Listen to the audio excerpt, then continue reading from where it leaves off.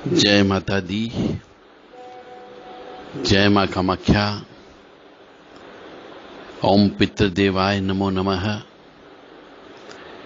ओम देवताभ्य पितृभ्यश्च महायोगिभ्य एव च नमो स्वधाय स्वाहाय नित्यमेव नमो नमः। जो भी मनुष्य इस मंत्र का श्राद्ध पक्ष में पाठ करता है, हवन करता है, इस मंत्र को बोलते हुए कौवों को भोजन कराता है, इस मंत्र को बोलते हुए मछलियों को आटे की गोली देता है, इस मंत्र को बोलते हुए पीपल देवता को जल चढ़ाता हो, उसके पितृ हमेशा तृप्त हो जाते हैं।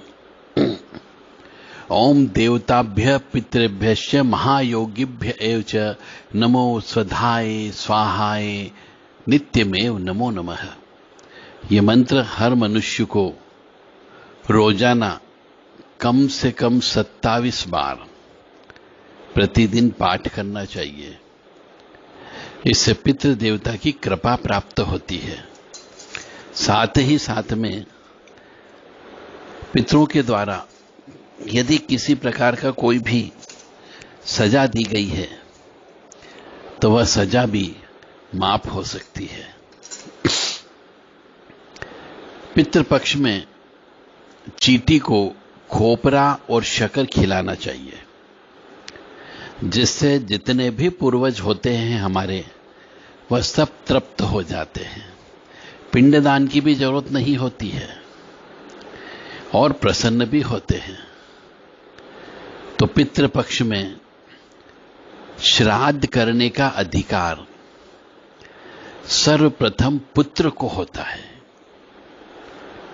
उसके बाद में पौत्र आते हैं, प्रपौत्र आते हैं, दोहित्र आते हैं, पत्नी आती है, भाई भी आता है, भतीजा, पिता, माता, पुत्रवधू, बहन, भांजा तथा सगोत्री, ये सब जो है श्राद्ध कर सकते हैं।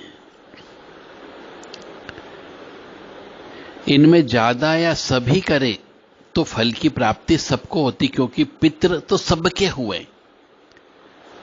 बहुत सी जगह केवल बड़े को ही पितृ तर्पण और पिंडदान करने का अधिकार कम पढ़े लिखे ब्राह्मण बोलते हैं, जबकि शास्त्र कहता है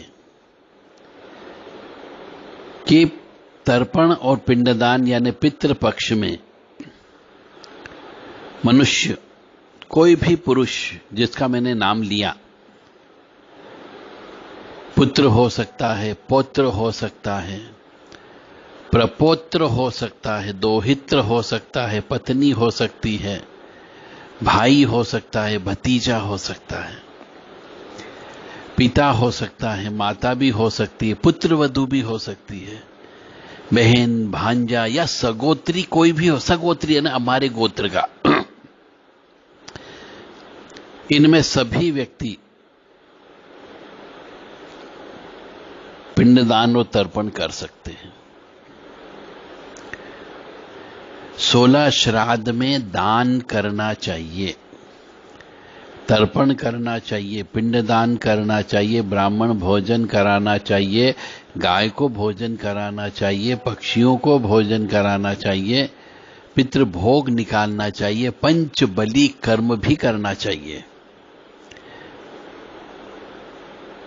और पंच बलि कर्म में पीपल जो होता है, उसके नीचे जो चींटे, चींटियां और अन्य जानवर होते हैं, उनको भोजन कराना होता है। चींटी, कीड़े मकोड़े, जहां उनके बिल हो वहां चूरा करके भोजन डाला जाता है। इसे बलि कहते हैं। और जहां चींटी, कीड़े मकोड़े रहते हैं, उनके बिल के ऊपर या बिल के आसपास चूरा करके खोपरा, रोटी, घी, शक्कर मिला करके चूरा करके डालते हैं। इससे हमारे जितने भी संकट होते हैं वो सब चूर चूर हो जाते हैं और घर परिवार में सुख व समृद्धि आती है। चींटियों को खोपरा और शक्कर मिलाकर खिलाने से चंद्र और शुक्र का दोष भी समाप्त होता है। जिसका चंद्रमा कमजोर है, जिसका शुक्र कमजोर है, उस मनुष्य को चींटियों को खोपरा और शक्कर मिलाकर के उनके बिल जो होते हैं उनके बिलों पे डालना चाहिए। और चींटियों को खोपरा और शक्कर मिलाकर खिलाने से पितृदेव भी प्रसन्न होते हैं। चींटी को भी आटा और शक्कर मिलाकर के डाले, इसके साथ ही घर में पितरों के लिए जो भोजन बना है उसे भी चींटियों को देना चाहिए, जिससे पितृ के साथ साथ चंद्रमा और शुक्र दोनों अच्छे सुदृढ़ हो जाते हैं। और जब चंद्रमा प्रबल हो जाता है, शुक्र अच्छा आ जाता है, दोष खत्म हो जाते हैं, तो वैभव की प्राप्ति होती है और मन में शांति रहती है। मन भटकता नहीं है, मानसिक बीमारी नहीं होती है, डिप्रेशन की बीमारी नहीं होती है। और शुक्र यदि बढ़ जाता है तो उससे वैभव की प्राप्ति होती है।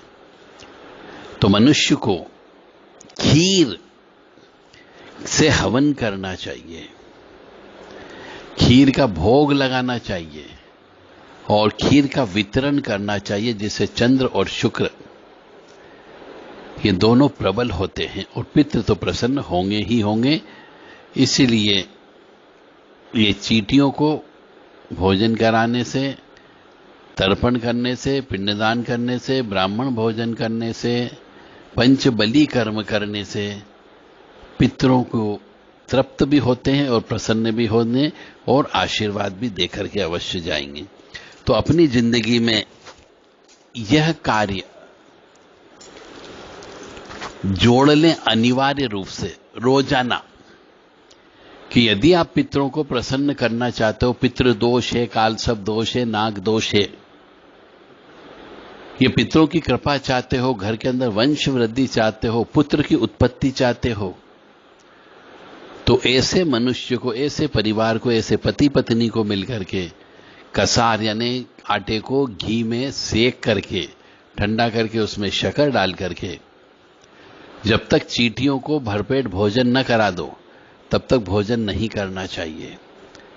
ऐसा करने से शनिदेव भी प्रसन्न होते हैं, साथ ही साथ में शुक्र भी प्रसन्न होता है और चंद्रमा भी प्रसन्न होता है।